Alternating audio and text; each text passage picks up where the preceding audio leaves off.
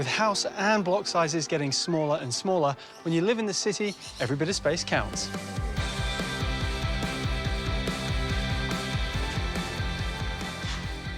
So when your garden looks like this, well, really, it's just wasted real estate. So I've got a few tips and tricks to whip this into shape and turn it into a garden you want to come home to.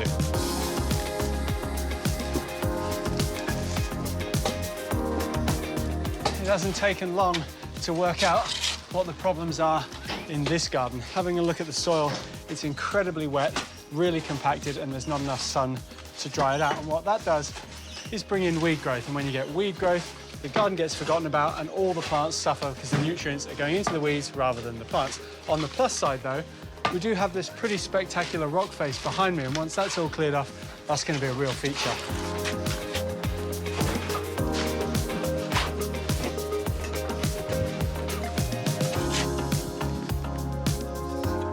Now, there's a couple of ways to prune a variegated ginger like this.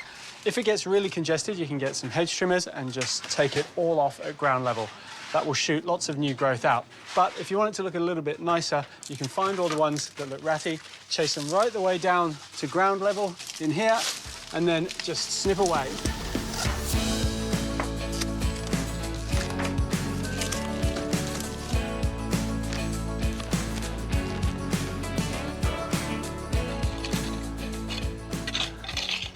Up in this back section of the garden, I'm going to be putting in a paved area, and I really love the idea of it drawing you out into the garden so you come and use the whole space. To connect the two, well, the homeowners told me they've got something hiding under the house that I need to look at.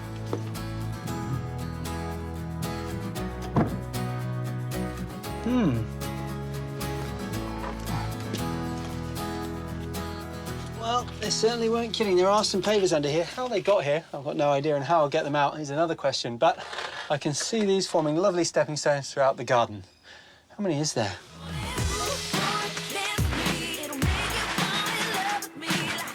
To make my paving area nice and sturdy, I'm mixing cement with road base and compacting it with a whacker.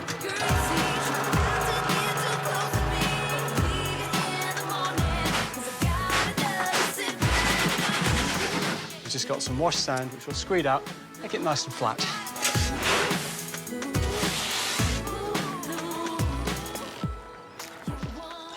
The first thing to lay with recycled brick paving is a header course. It's basically a band that runs around the outside.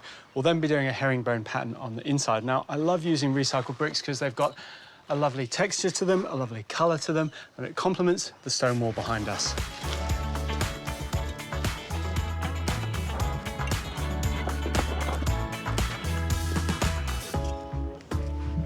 Oh, with the paving well underway, I think it's about time I got onto those stepping stones. Leave this for the lads.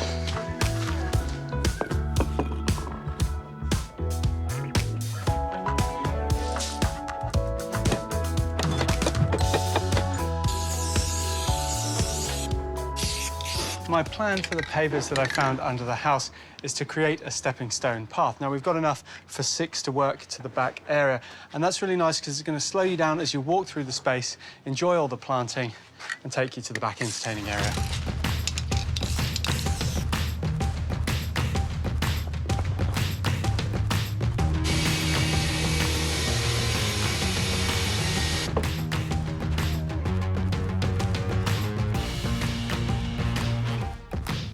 Now, we're laying these tiles on a wet mix because they're much thinner than the bricks at the back. They need that extra stability.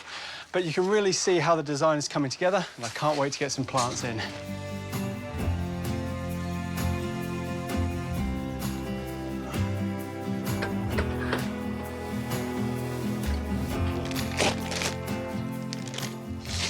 In my opinion, the majority of problems in the garden come from having poor soil, and that's exactly what's happening here. So whenever you get the chance to improve it, it's a good thing to do, and the best way to do that is with compost and organic matter. Now, when you're buying a compost, you really want a good quality one. Buy one with the red ticks on it.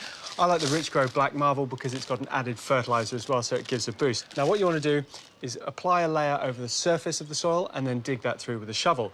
With clay, you need a little less than you would with sand, but you can't really go wrong with a good quality compost.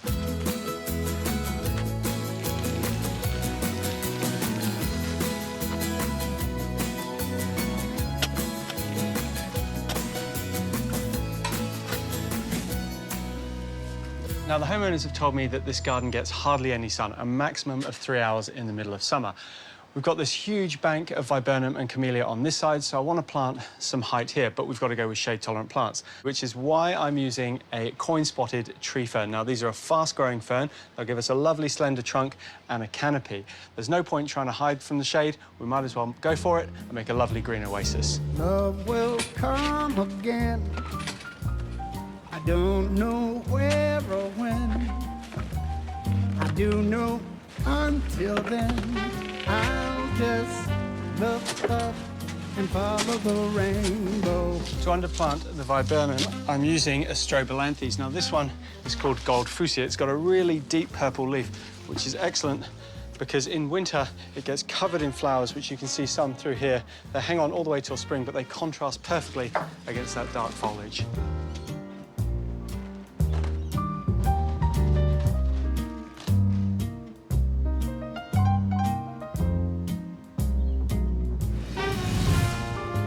This garden was once a forgotten boggy mess, but with a few improvements like the paving, the stepping stones, and of course the planting, which will thrive because we've improved the soil, no matter what the weather throws at it, all it needs now is a little bit of furniture and some styling, and the homeowners will have themselves a very valuable piece of real estate.